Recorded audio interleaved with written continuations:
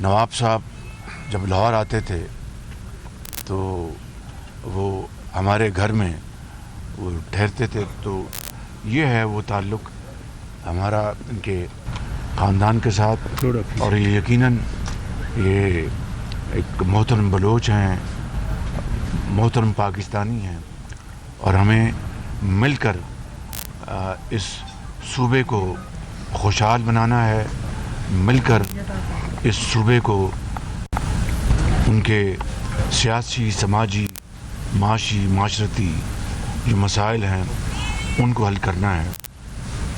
اور میں یہ بات بلا خوف تردید کہہ سکتا ہوں، یہ نہیں کہ میاں محمد نواز شریف میرے بڑے بھائی ہیں، میں اس لیے کہہ رہا ہوں، میں صد کے دل سے یہ سمجھتا ہوں، اور میں کنونسڈ ہوں کہ میاں نواز شریف صاحب سے، جو کہ آج صرف ایک سیاستدان نہیں ہیں بلکہ ایک مدبر ہیں، اسٹیٹسمین ہیں، ان سے زیادہ بڑھ کر پاکستان، جو باقی صوبے ہیں، جو ان صوبوں کے ساتھ محبت اور والہانہ ان کی کمٹمنٹ ہے، اسی طریقے سے بلوچستان کے حوالے سے میاں نواز شریف صاحب کی سوچ اور ان کی اس صوبے کے عوام کی ترقی اور خوشحالی کے لیے جو جذبات اور ان کی جو عملی جو کاوشیں ہیں وہ پوری قوم کے سامنے ہیں۔ میں یہاں پر تفصیل بیان نہیں کرنا چاہتا۔ انہی کے دور میں یہاں پر سڑکوں کے جال پھیلایا گیا، گوادر ہو، گوادر پورٹ ہو، اور اس طرح کے بے شمار جو منصوبے ہیں وہ انہی کے دور میں ہوئے، لیکن جو پھر پچھلی حکومت آئی 4 سال، اس میں جو تباہی بربادی ہوئی وہ ہم سب ہمارے سامنے ہیں۔ تو آج میں یہاں پر آیا تھا اپنے ان دونوں بھائیوں کو ملنے، اور جو کہ ہمارا ایک ان سے خاندانی تعلق ہے، اور سردار لشکری، حاجی لشکری رئیسانی کو میں ان کو دعوت دینے آیا ہوں کہ وہ پاکستان مسلم لیگ نون میں شامل ہوں، اور شامل ہو کر پاکستان مسلم لیگ نون کو بلوچستان میں خصوصی طور پر اور دوسری جگہوں پر پاکستان میں عمومی طور پر اس سے تقویت ملے گی۔ یہ ضرور نیشنل سوچ کے حامی ہیں، مگر کبھی انہوں نے نہ بندوق اٹھائی، نہ پاکستان کے خلاف بات کی، بلکہ یہ پاکستان کی ترقی اور خوشحالی کے بہت بڑے بطور ایک بلوچ کے پاکستانی کے حامی ہیں۔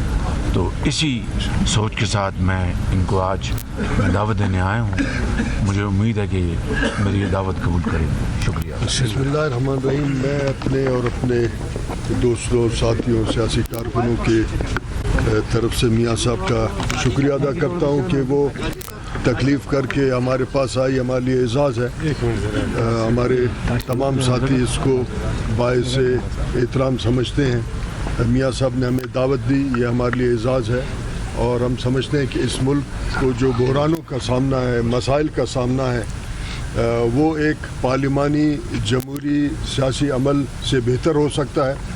اور میاں نواز شریف صاحب اس ملک کے ایک سینئر اسٹیٹس مین ہیں، اور وہ اس ملک کے مسائل، اس کے بحرانوں کو خود بہتر جانتے ہیں، ان کا حل بھی ان کے پاس یقیناً ہوگا۔ تو ہم نے اصولی یہ فیصلہ کیا ہے کہ اس سیاسی عمل کا حصہ بنیں گے، اور ہم اپنے صوبے کو پرامن طریقے سے ایک ڈائلاگ کے ذریعے بہتری کی طرف لے جانے کا کوشش کریں گے۔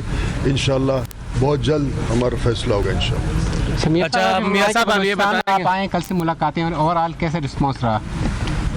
جی، آپ نے دیکھا کہ کل بہت سارے بلوچستان کے جو محترم جو سیاسی اکابرین ہیں، انہوں نے پی ایم ایل این کو جوائن کیا ہے۔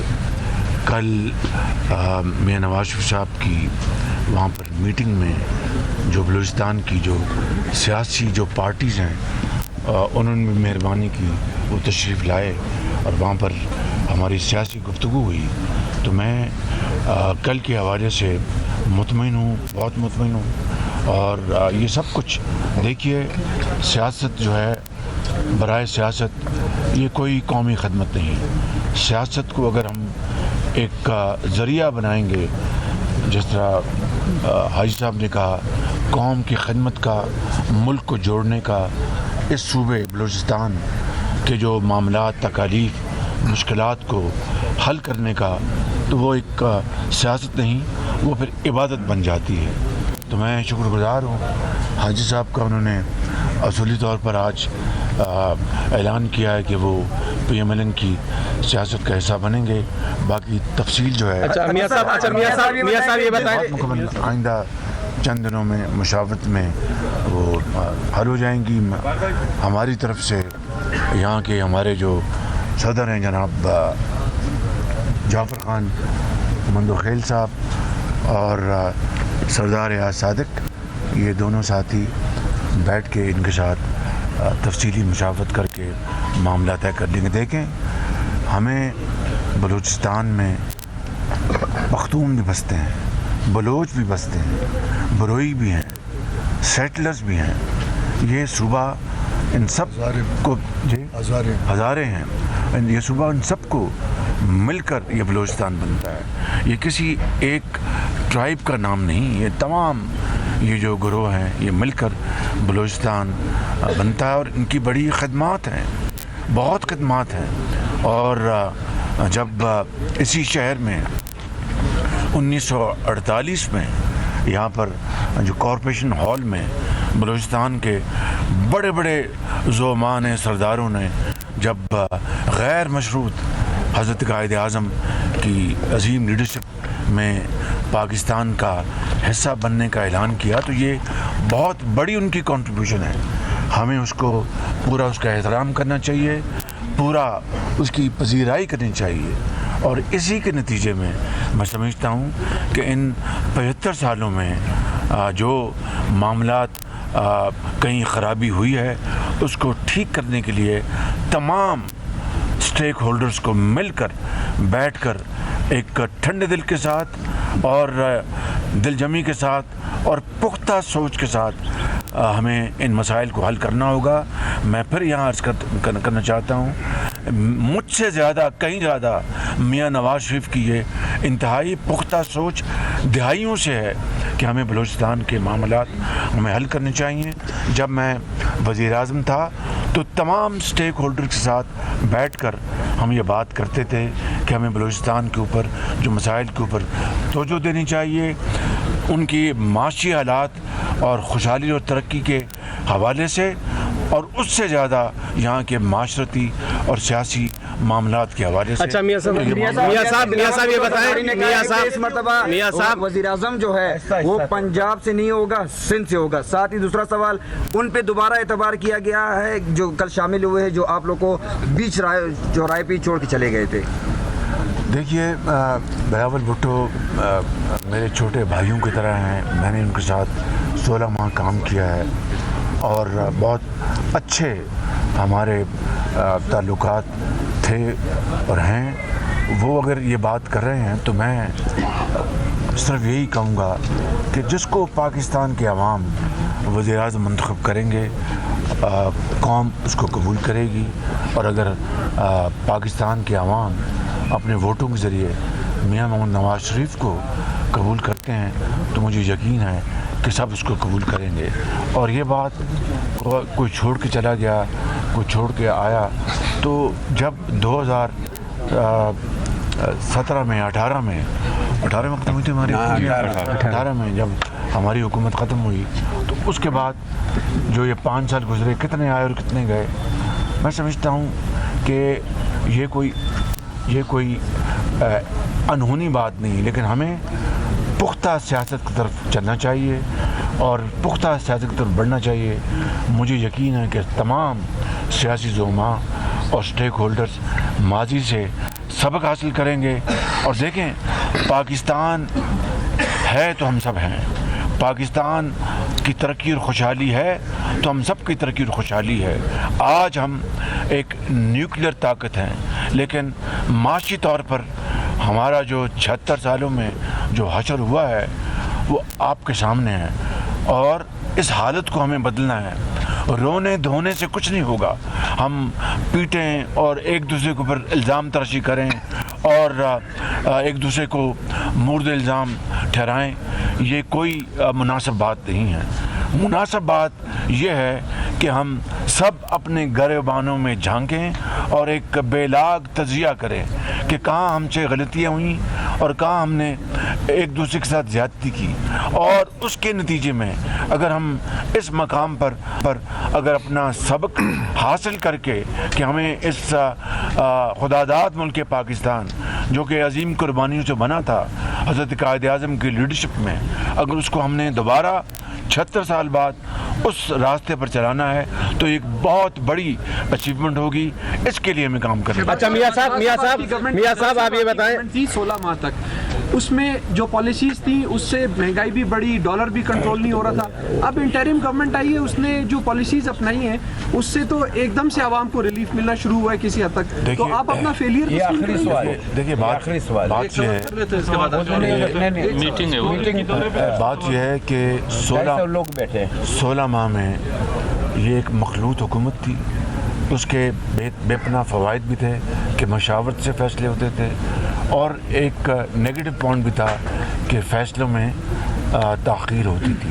دیکھیے میں آپ کو سیدھی بات بتاتا ہوں کہ جب سیلاب آیا اس صوبے کے اندر تو مخلوط حکومت کے میرے ساتھی اور میں گھر میں تو نہیں بیٹھے ہوئے تھے, ٹانگ پہ ٹانگ رکھ کر تو نہیں بیٹھے ہوئے تھے. میں اپنا چاہے یہ کوئٹہ ہے, چاہے قلعہ سیف اللہ ہے, چاہے قلعہ عبداللہ ہے, چاہے آپ کے یہاں پر جعفر آباد ہے یا دوسرے علاقے ہیں, میں جگہ جگہ گیا اور دن رات مارا پھرتا رہا, اور جو کچھ بھی مخلوط حکومت سے بن پڑا ہم نے کیا. 100 ارب روپے ہم نے وفاق سے دکھی انسانیت کے لیے مہیا کیے, جو کافی نہیں تھے. لیکن آپ یہ نہیں کہہ سکتے کہ ہم آرام سے بیٹھے ہوئے تھے اور لوگ ڈوبے ہوئے تھے.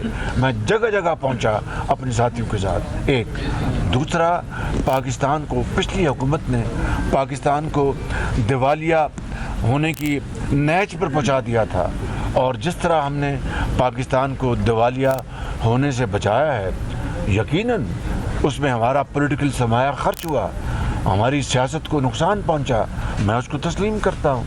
لیکن ریاست بچ گئی, سیاست بھی بچ جائے گی انشاءاللہ. ریاست نہ خدا نہ خواستہ بچتی تو پھر کیا ہوتا, سری لنکا سے بھی بدتر حالت ہوتی. لوگ یہاں پر کوئٹہ میں, پشاور میں, کراچی میں, لاہور میں سڑکوں پر ہوتے اور وہاں پر احتجاج ہو رہے ہوتے, آگے بلوے ہو رہے ہوتے, بینکوں پر وہاں پر حملے ہو رہے ہوتے, پیٹرول نہ ملتا, چینی نہ ملتی, دال نہ ملتی, اور یہاں پر ایک خدا نہ خواستہ ایک بدترین صورتحال ہوتی. میں سمجھتا ہوں کہ اگر اللہ تعالیٰ کل قیامت کے روز مجھ سے پوچھے گا تم نے اس 16 مہینے میں کیا کارکردگی کی, تو میں کہوں گا کہ پاکستان کو دیوالیہ ہونے سے ہم نے بچایا. یہ ایک حقیر خدمت ہے. اور جو بات مہنگائی کی, وہ مہنگائی وہ پچھلے 4 سال کی جو مہنگائی وہ چلی آ رہی تھی, اور پیٹرول جو ہے دنیا میں آسمانوں سے باتیں کر رہا تھا. یوکرین کی وار کے بعد اور قیمتوں میں اضافہ ہوا, کھاد کی قیمتوں میں اور دوسری قیمتوں میں. گندم ہمیں امپورٹ کرنی پڑی اس لیے کہ پچھلی حکومت نے, ان کے زمانے میں گندم کی جو پیداوار تھی وہ بہت کم تھی. تو یہ چیلنجز تھے. میں اپنے آپ کو بری عظمہ قرار نہیں دے رہا. انسان ہے, انسانوں سے خطا ہوتی ہے, ہم سے غلطیاں ہوئی ہوں گی اور ہوئیں, لیکن جو چھوٹی موٹی جو خدمت ہے وہ بھی آپ کے سامنے ہے.